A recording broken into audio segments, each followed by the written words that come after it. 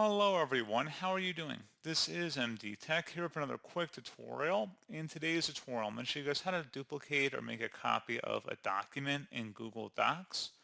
So this should hopefully be a pretty straightforward process here, guys. And without further ado, let's go ahead and jump right into it.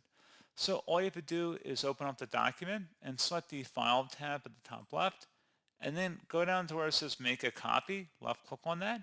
You can name this copy whatever you want.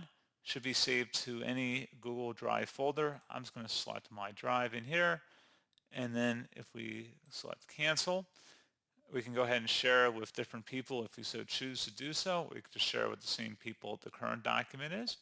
You can also copy comments and suggestions with the copy so it can come along with it.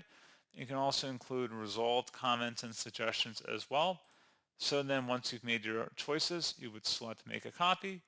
It'll launch in a new tab, and that's all you have to do. So pretty straightforward process, guys. I do hope I was able to help you out, and I do look forward to catching you all in the next tutorial. Goodbye.